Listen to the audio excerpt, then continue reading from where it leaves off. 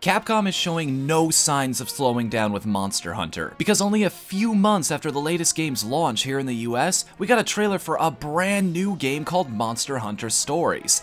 It looks to be taking the series in some pretty interesting directions, but just how interesting are the possibilities offered by this brief glimpse? Let's put on our best pair of Tetsukabra gloves and dig right in to see what secrets we can uncover for Monster Hunter Stories. The most striking and immediately noticeable aspect of this trailer is the switch in art style. Monster Hunter has always had a somewhat realistic tone and aesthetic, communicating more of an alternate reality than an over-the-top fantasy adventure. This game, however, jumps straight off that ship and into a sea of stylization and vibrant colors. Features are exaggerated, the entire world has a cel-shaded appearance, and even the main character looks much younger to reflect this cartoony atmosphere. Interesting, considering all of his animations, from running with a heavy object to sneaking up on a target, are lifted straight from previous games. However, the most interesting design choice is that despite the Palico getting a revamp, none of the monsters seem to have lost much in the translation. They still look as menacing as ever, but have rather gotten an upgrade in the vibrancy department, making every stripe, scale, and tooth in their mouth really pop. The sound effects are even a mixture of familiar cues and a new set of silly slide whistles and horns, and when you add that to the lighthearted music, there's definitely a vibe that this game is trying to appeal to a younger audience, without cutting out the core that older fans found so attractive in the first place. But enough about art. Gameplay is where it's really at in this medium, and there are hints here at some very exciting possibilities for Monster Hunter's mechanics. In order of their appearance in the story, we see the young hunter and his Palico try to burgle an egg from a tigrex nest. However, their raid is cut short by the mother showing up and forcing the two to run. Anybody who's played the games has been in this situation before, and you know how much it sucks when you have to run from this wyvern that's at least 100 times faster than you when you've got a heavy load slowing you down. Then something happens. The hunter passes the egg to the Palico. This might just be for dramatic convenience in the cutscene, but quests where you have to transport heavy items have been a point of annoyance in this series for quite some time, especially considering that if you get hit even once, it means that you drop the item, causing it to break and wasting all the time you just spent getting to it and moving it to that point. Adding a strategic play like passing it to another player or Palico would mitigate a lot of that, so I sincerely hope this is a case of a developer finding ways to show us mechanics without having in-game footage ready. Then, the big moment. The most exciting thing in the entire trailer. A miniature Rathalos swoops down from the sky, runs alongside the hunter, and allows him to jump on. The two spin around and ready themselves for battle, sword and shield in hand. Mounts, or even the concept of allied monsters, have never been a factor in this series before, and my mind is spinning with what this could mean for combat.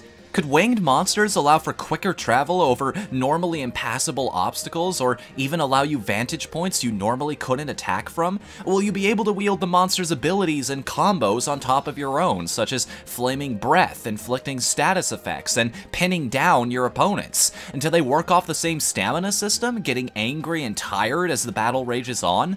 And the most important question, can they get stronger?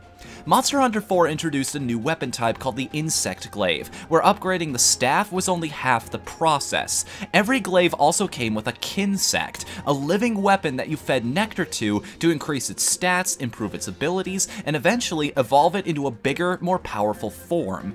Could this little guy eventually grow into adult size, or even evolve into an Azure or Silver Rathalos? I know they're technically different species, but hey, that never stopped other developers from making compromises for the sake of player enjoyment. I think all these things will be true, because this one mechanic puts the entire trailer into context. It tells us why this hunter was trying to claim a tigrex egg in the first place, and why we see it hatching at the end. He was trying to recruit another member for the team.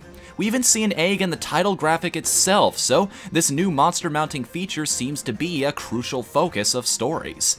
And then we get the world. That wide open world with an endless sky above, Kelby grazing the grass below, a gentle wind blowing through the trees, and both a gigantic lake and huge mountains in the distance. The Japanese website shows off even more environments, such as a field of cherry blossoms, a gorgeous ocean, a desert, and a large city in the middle of it all, with what I can only assume to be a palace behind it.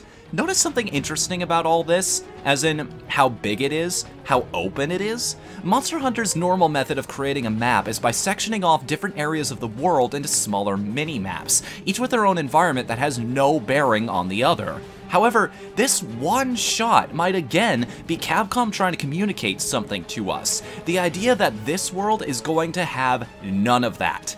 Areas will be sectioned off on the scope of something like Okami rather than an old school NES game. This might even be an overworld of sorts, considering how central it seems to be between all of these different landmarks. And again, will your monstrous companions make traveling this already barless world even easier? Or will finding new ones open the way to areas only they have the tools to reach? After all, trying to ride a Lagambi into the desert area seems like a recipe for disaster to me.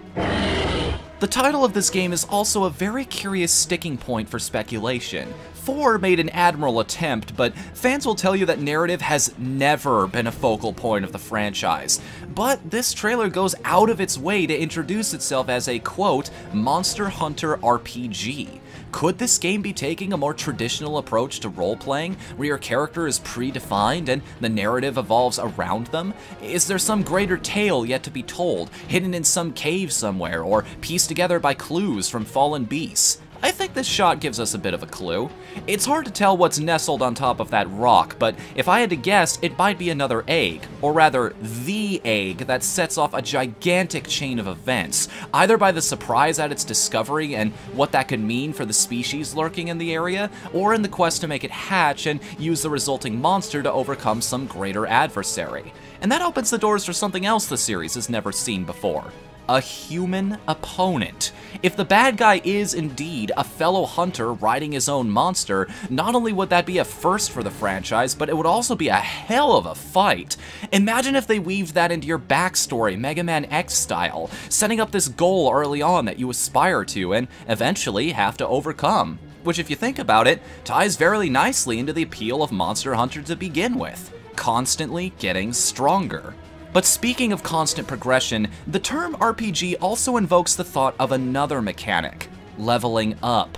One of my personal problems with Monster Hunter 4 is that the late game is impossible. I fought the Molten Tigrex and the Acantor once before I realized there was nothing left for me in this game anymore. But especially with the more colorful art style and cartoony appeal, they might be taking measures to ease that out and give even new players the appealing advantage of becoming passively stronger with every hunt. And I know that's going to make a lot of die-hard fans bristle, bemoaning the days before their precious series sold out, where only your skill and ever-wonky hitboxes decided your fate. But I think, like permadeath and Fire Emblem, a lot of us aren't going to realize how much we hated that mechanic until we play without it. If this becomes a series that respects my time by always making me feel like I'm moving forward, even when I'm not hunting a brand new monster, yeah, 5 stars. Thumbs up. Good on you. Keep doing that.